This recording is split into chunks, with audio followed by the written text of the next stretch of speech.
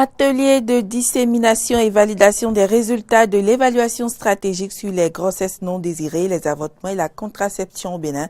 C'était ce jeudi à Cotonou. Les enseignants du supérieur s'insurgent contre la nomination de nouveaux responsables des universités publiques par le gouvernement. Ils l'ont fait savoir à travers un sit-in organisé au ministère de l'enseignement supérieur. Et puis en France, la justice administrative vient de trancher. Le lanceur de balles de défense, LBD, pourra être utilisé par les forces de l'ordre pour des opérations de sécurité publique.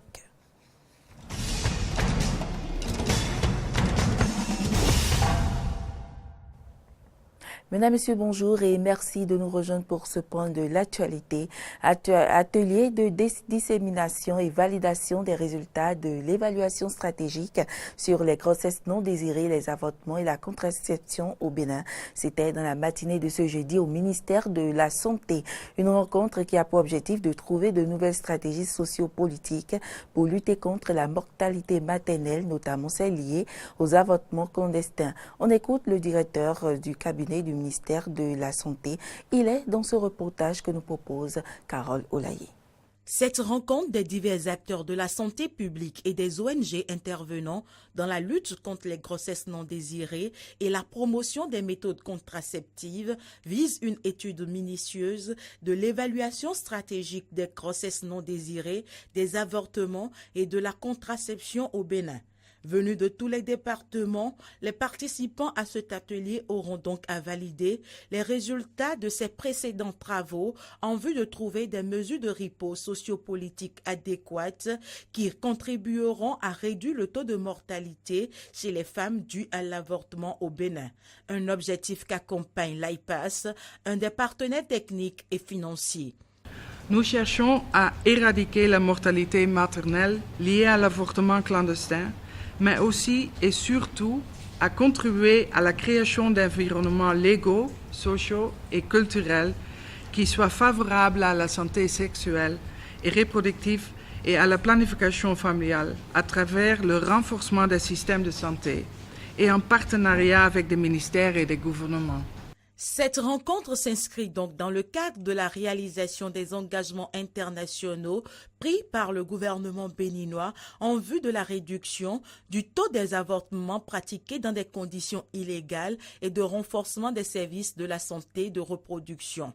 Occasion pour le directeur du cabinet du ministère de la Santé de mettre en lumière les actions déjà menées par le gouvernement dans cette optique. On peut citer le renforcement de l'environnement juridique de la pratique de l'avortement à travers la prise de décret d'application de la loi sur la santé de reproduction de 2003.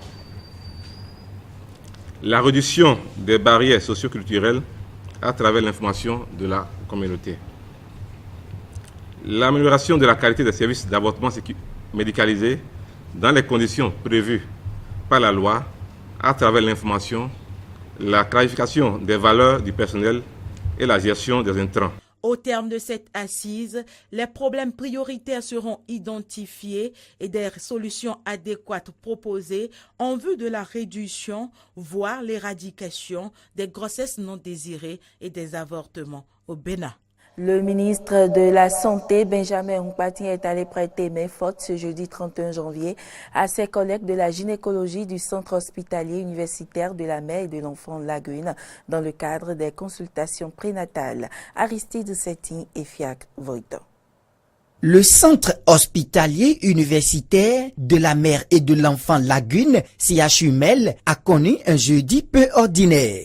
Ce 31 janvier 2019, le ministre de la Santé, Benjamin Hunkpati, a préféré mettre sa blouse blanche pour prêter main forte à ses collègues de la gynécologie de cet hôpital. Les gestantes reçues par la première autorité en charge de la santé au Bénin s'en réjouissent.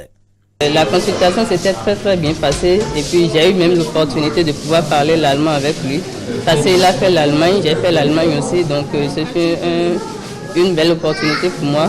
Je dirais que si par moment on pourrait avoir de ces genres de descente dans ce cadre où nous avons les mères qui sont là et nous savons les personnalités de ce genre qui pourront venir descendre sur la place et puis faire de ce genre de consultations, ce serait quand même bien. Les responsables de l'hôpital apprécient la démarche de l'autorité. C'est une initiative heureuse. Disons que puisqu'il y a un certain nombre de personnels techniques qui travaillent au niveau de l'administration, ça leur permet d'être toujours en rapport avec les réalités du terrain. Et ça va les amener, on dira, à ne pas perdre la main, mais aussi à prendre conscience des problèmes que nous rencontrons dans la pratique quotidienne et pouvoir peut-être traiter mieux les dossiers. L'opération qui consiste à être en contact avec les patientes vise à rapprocher les décisions du gouvernement des réalités que vivent les populations. Le ministre de la Santé explique les raisons de sa présence dans le CHUMEL. Je suis là ce matin, en fait, dans le cadre de la mise en œuvre déjà d'une recommandation de la commission chargée des réformes, mais également d'une initiative de l'équipe qui est à la tête du ministère de la Santé aujourd'hui. Nous avons pris donc l'initiative de faire en sorte que tout le personnel médical et paramédical, c'est-à-dire les infirmiers et les sages-femmes, qui sont au niveau de l'administration, c'est-à-dire au niveau du ministère de la Santé, au niveau des directions départementales de la santé, au niveau des équipes des zones sanitaires, puissent dégager une matinée au moins dans une semaine pour aller dans les services de santé, que ce soit dans les hôpitaux ou bien dans les centres de santé périphériques, pour prêter main forte aux équipes de santé. Donc cela, évidemment, va contribuer à renforcer l'effectif au niveau du personnel qui se trouve au niveau de formation sanitaire, mais également cela permettra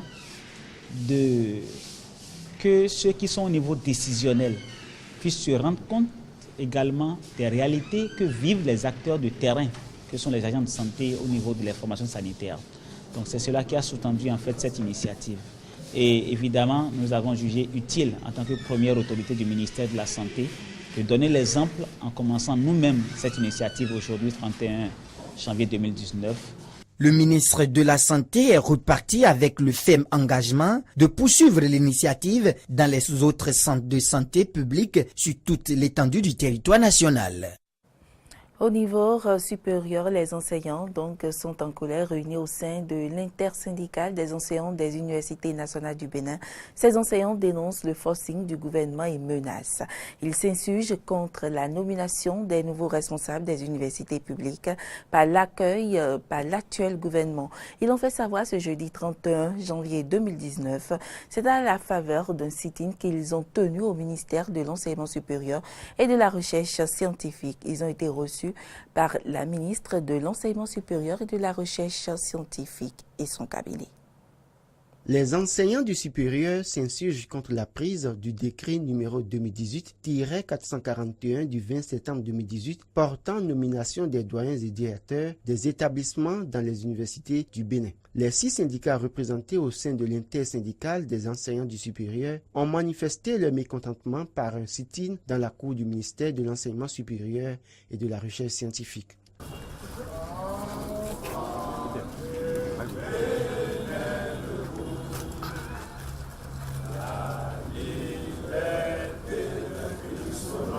Ici, pas de slogan hostile, pas de bruit de vuvuzela, pas de bruit de gong. Un sit-in des sommités de la connaissance, ça se sent dans la manière. Il faudra attendre l'arrivée de Kassamampo de la CSTB et le secrétaire général du SINAPRIM pour que ça crie un peu. Touche pas mes acquis! Touche pas mes acquis! Touche pas mes acquis! Touche pas mes acquis! Non à la nomination dans les universités nationales du Bénin! La nomination des chefs d'établissement! Vive le Bénin! Vive le Bénin! Des bidons d'eau pour étancher la soif des manifestants qui sont assis sous le soleil. Mais ceux-ci, sans être approchés pour être servis, refusent déjà, signe de leur mécontentement. Après avoir présenté l'historique des élections dans les universités du Bénin, leur porte-parole présente les revendications. Enfin, les enseignants du supérieur réaffirment qu'ils sont convaincus que le gouvernement peut faciliter le dénouement de cette grave crise en acceptant petit 1, retirer le décret 2018-441 du 20 septembre 2018. Petit 2, annuler les nominations faites en Conseil des ministres le 30 janvier 2019 et faire reprendre les élections des chefs d'établissement dans toutes les universités nationales du Bénin dans un délai maximum de 2 mois. Motion reçue par l'autorité de tutelle Marie-Odile Atanasso avec la formule consacrée à de pareilles occasions. Nous allons déposer le document au gouvernement qui a pris acte de vos revendications et nous allons y réfléchir.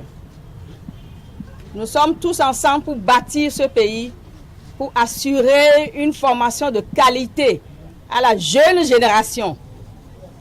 C'est ça le plus important. Je pense qu'ensemble, nous allons construire ce pays. Je vous remercie. Bien malin qui pourra envisager la suite de cette crise qui vient de naître et qui n'épargnera pas la jeunesse estudiantine. Et sous la présidence effective du chef de l'État, le Conseil des ministres s'est réuni ce mercredi 30 janvier 2019. Plusieurs décisions ont été prises au cours de ce rendez-vous hebdomadaire des ministres. Entre autres, renouvellement des instances de gouvernance des unités de formation et de recherche des universités publiques du Bénin, prorogation du mandat des élus consulaires des chambres interdépartementales de métiers et de l'Union des chambres interdépartementales de métiers du Bénin, fixation des prix des produits pétroliers pour le mois de février 2019 et plusieurs nominations ont été prononcées. Suivez ici le compte rendu du ministre Oswald Omeki. Au titre des mesures normatives, renouvellement des instances de gouvernance des unités de formation et de recherche des universités publiques du Bénin. Lors de sa séance du 20 septembre 2018, le Conseil des ministres avait décidé de maintenir en place à titre transitoire les responsables d'unités de formation et de recherche UFR dont les mandats arrivaient à terme en décembre 2018. Mais le fonctionnement de ces unités de formation et de recherche est aujourd'hui compromis par le fait que les responsables actuels n'ont plus la légitimité pour assurer la gestion de leurs entités respectives.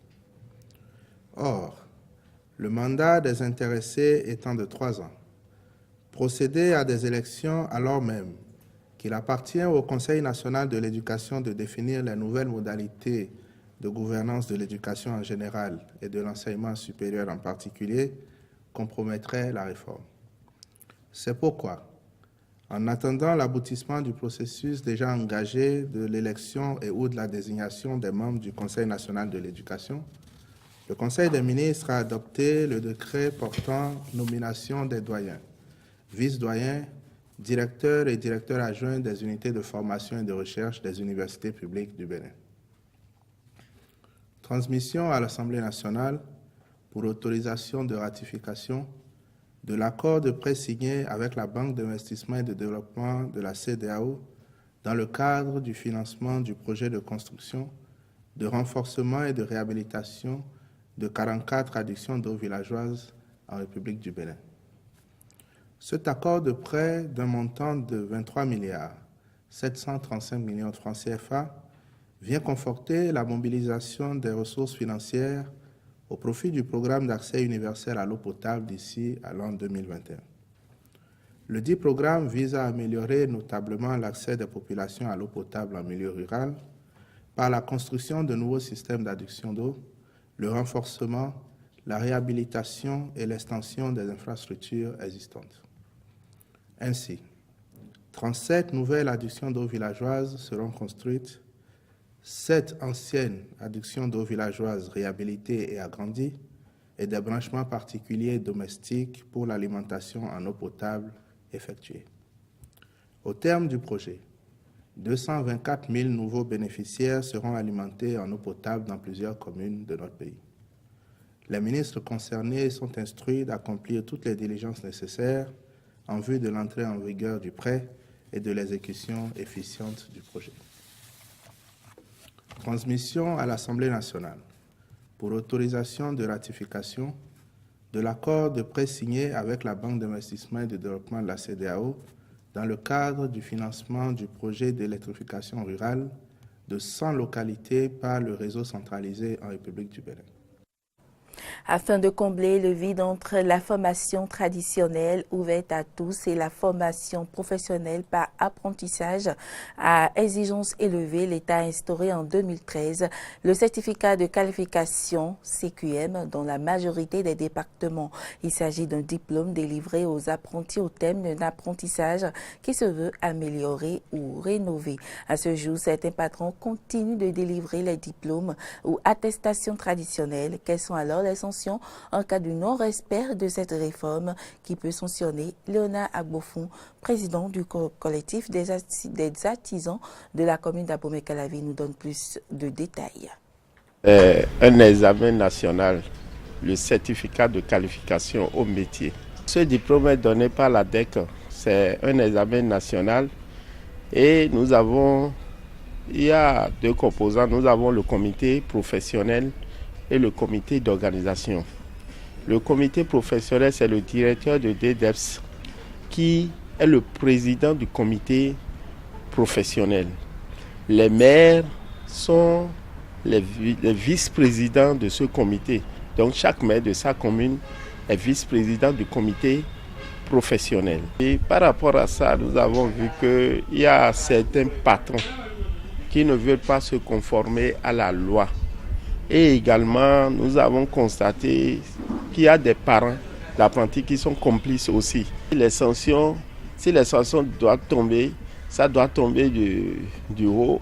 C'est déjà la mairie qui doit nous aider dans le renforcement. Si déjà nous constatons, ou bien les gens nous appellent qu'il y a de ces diplômes qui s'organisent, il faut que la mairie nous assiste. Si nous téléphonons la mairie par exemple, la mairie peut dire appelez le commissaire, ou bien la mairie dit allez voir le commissaire et faites telle démarche et allez surseoir à ces diplômes. L'actualité hors du Bénin, les Nations Unies et les responsables gouvernementaux lancent la stratégie d'intervention humanitaire 2019-2021 pour la région du nord-est du Nigeria et pour les pays voisins du Cameroun, du Tchad et du Niger. L'ONU lance un appel en faveur d'un soutien humanitaire durable dans le contexte de la recrudescence des conflits et des déplacements de population dans la région. Ce conflit a imposé des souffrances indicibles à des millions de personnes, dont des femmes, des enfants. Dans un climat d'insécurité et d'impunité totale, les violences des droits de l'homme, y compris les violences sexuelles et sexistes, sont systématiquement commises et des communautés sont détruites, avec un impact négatif net sur le développement.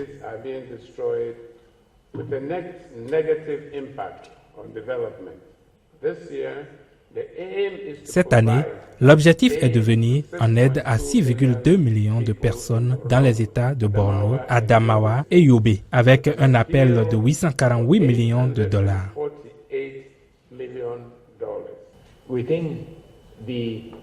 Dans les chiffres de déplacement, on compte environ 2,5 millions de personnes qui sont déplacées, qui ont perdu leur maison, qui ne peuvent pas continuer leur vie. 1,9 million de personnes déplacées à l'intérieur du Nigeria dans le nord-est, environ un demi-million au Cameroun. En France, le Conseil d'État a validé l'usage des lanceurs de balles de défense LBD par les forces de l'ordre. La justice administrative vient de trancher. Le lanceur de balles de défense LBD pourra être utilisé par les forces de l'ordre pour des opérations de sécurité publique. Le Conseil d'État, saisi par la CGT et la Ligue des droits de l'homme, a rendu sa décision ce vendredi matin à la veille d'une nouvelle journée d'action des Gilets jaunes, justement organisée en hommage aux manifestants blessés. Le pape François se dit heureux dans une vidéo diffusée jeudi d'écrire une nouvelle page dans l'histoire des relations entre les religions en allant du 3 au 5 février aux Émirats arabes unis. Suivons ici un extrait de ses propos.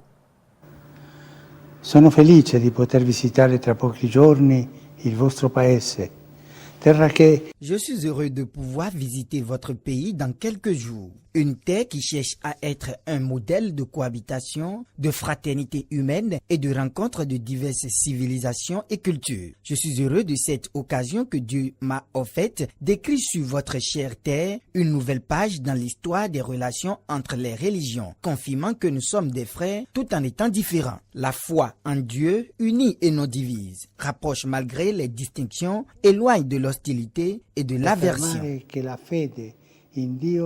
Unisce e non divide, pur nella distinzione, allontana dall'ostilità e dall'avversione. Et c'est sur ces propos du pape François que prend fin cette édition. Mesdames, Messieurs, merci de l'avoir suivi et à très bientôt.